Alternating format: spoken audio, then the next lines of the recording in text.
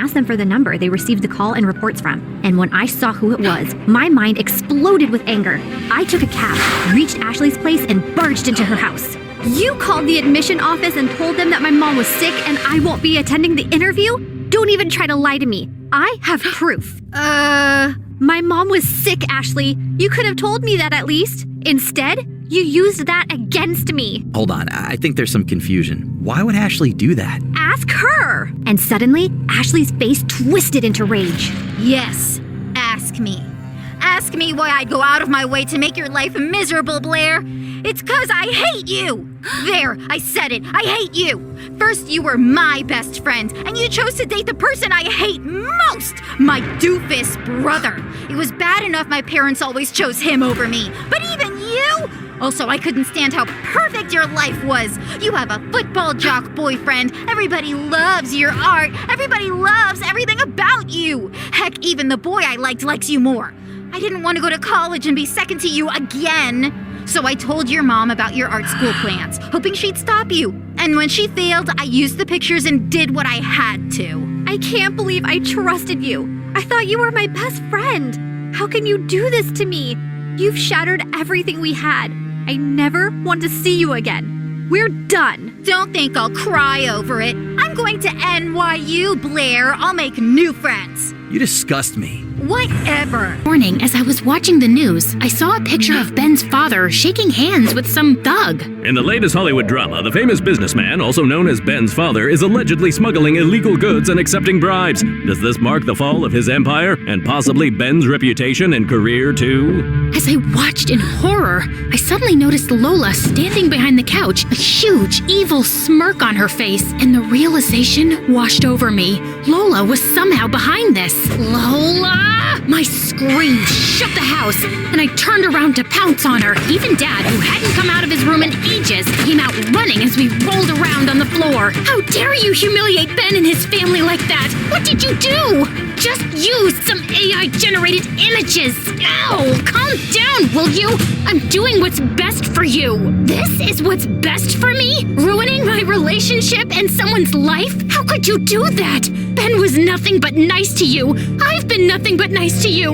What is your problem? And then Lola's face twisted with rage. My problem is you thinking you deserve to go off and live your fairy tale life with your stupid, perfect boyfriend when I gave up everything for you. So what? I should just live here and take care of our useless dad after giving up on my boyfriend and my dreams? And it was all for you. Finally, the truth comes out. You jealous, horrible dinosaur. I slapped her hard. You selfish, ungrateful pig. Our epic slap showdown kept going until our palms were sore and Dad finally intervened. I stormed off and shut myself up in my room. How could I tell Ben my sister ruined his family's reputation? I was walking down the aisle when Ruth came running into the church. Stop! Stop the wedding! Ruth, what are you doing? I have to do this. For Dad, Stop being dramatic. He doesn't love you. He's only after your money. Ruth told everyone how after I'd left, she went back to the hotel to get the rest of my stuff and ran into William. But he told me he'd left. That's exactly what I was wondering too. So I followed him to a club and saw him making out with random girls. She went on to tell how William's parents were practically broke and they wanted to marry their son off to recover money. That's not true. She's lying. He was the one who tipped off the media about you. For money. I looked at William, who had turned pale as paper. Spill the truth. Now. Fine. I did it, and I'm not sorry. How could you choose that peasant over me?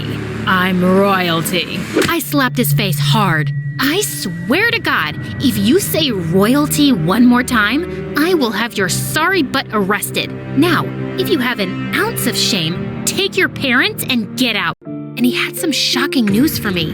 When you told me about everything that day, I just knew something fishy was going on. So I made some investigations about Raul. First, turns out he's not some businessman's son like he says.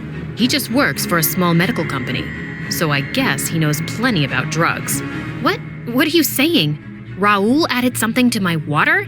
But why? Because he was dating Mala at the time, and he did it to kick you out of the competition so she'd win. But he didn't do it for her. He's run away with all her prize money, and Mullah has officially lodged a police complaint against him.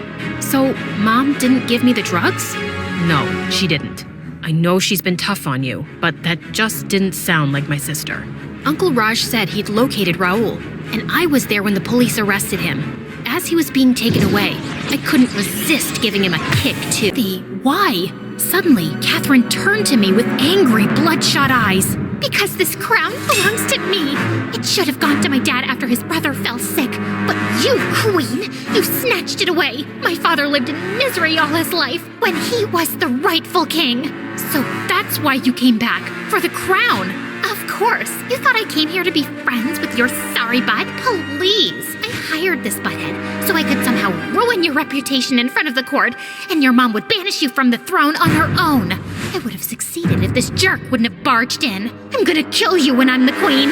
Which will be never. I've heard enough. Get this girl out of here. And if I ever see your face near the palace again, Catherine, you'll never see the light of day again. The room was quiet as Kathy was dragged out of the hall, kicking and screaming. The stuff she says about people. I grabbed the diary from Kara, and to my horror, it was filled with nasty comments about every kid at school. And then I saw something that broke my heart. Lydia had cut out pictures of me and colored in my teeth with black marker. On the page, she'd written, "I don't know how much longer I can pretend to be this freak's friend, but her loser status makes me feel so much better about myself." Before I could stop myself, I burst into tears. My whole friendship with Lydia had been a lie. Kara put her arm around me. "I know it sucks, but at least you know the kind of person she is now. I'll help you get revenge. We'll crush her at the showcase." "Thanks, Kara, but I think I just need to be alone right now." Tiffany Twain, the love of my life since 5th grade. I ran forward and snatched the diary from him. "What are you doing?" What? I'm just here to entertain people. Reading idiots' diaries is my opening act. "Martin, why are you acting like this? Just because you're rich now doesn't mean you have to be a jerk." You know what? I think you're just jealous, because I have other friends now and I'm not a nerdy loser like you. Look at me. I'm Joy, and all I do is study in the library because I have no life. Then Martin started blinking really fast and shaking his head. "Are you making fun of me?" Before I could stop myself, I slapped Martin hard across the face and ran away from there. The whole rest of the day, I had to fight from crying. What a jerk! Everyone had to bring their parents for the first class. As my parents explained their fake computer job to my classmates, Leela suddenly spoke up. "You're computer specialists?